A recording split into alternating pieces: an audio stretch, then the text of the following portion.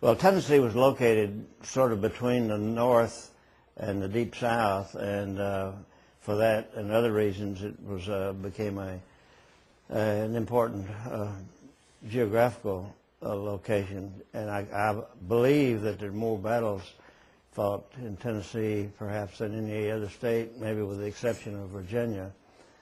But if you read that in the history book, you would think that there was a lot of activity going on all over Tennessee, but most of this was in Middle and especially in, well, Middle and West Tennessee. And the reason, I suppose, because there were several reasons, but there were more slaves in that area, and mainly because there was more plantations. We didn't have many plantations in East Tennessee because of the terrain and so forth. So there were a few slaves in East Tennessee, but they tended to be small in number, household servants or almost members of the family. But having said that, there was a lot of activity marching back and forth through East Tennessee, and almost everyone, except those in the high mountains, the people in the valleys and in the Great Tennessee Valley and even the Cumberland Plateau had a lot of marauders and guerrillas and so forth. But gosh, there's 10,000 books on the Civil War, and to try to get an understanding of the war based on the various viewpoints would be, it's difficult. But I think the one important thing about the Civil War is the fact that it's remembered so vividly. I had a fellow here yesterday from up in Claiborne County, and he was a farmer. But he said he'd bought every book that he could find on the Civil War, and he didn't pretend to be a scholar. But it's amazing how many people, even the younger people of today.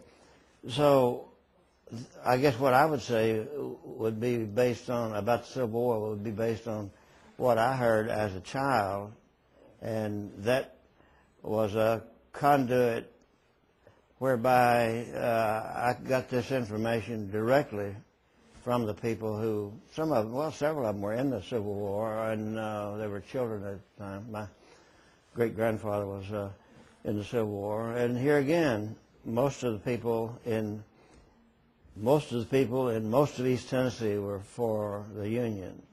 And I still remember what my grandfather said once, and I was just a little tyke, and he was sitting on the porch, and I don't know how the subject came up, but I asked him about the Civil War and which side he was on, you know. And he said that they had just got through fighting to establish the nation. The Revolutionary War hadn't been over, you know, all that long. He was born before the Civil War. So he had memories of the people who fought in the Revolution, I guess. And he said, we just got through fighting to establish the country, and we hated to see it destroyed. So that was interesting. It's more interesting to me now because he was looking at it from a patriotic and a political standpoint, and knowing that if the South won, there would start out by being two nations and probably several more later on. It would be broken up. So I've what I've tried to do in this exhibit, and what I've really been interested in, is not, for example, the swords from the South are the ones that were factory made and all, even in small factories, are $8,000, $10,000, $12,000, $15,000 each. Very much collectibles, and also some of the belt buckles are up in the thousands of dollars. Well, that doesn't tell you much about the people as much as the things that they made during the Civil War and used and so forth. So it's a people-oriented thing.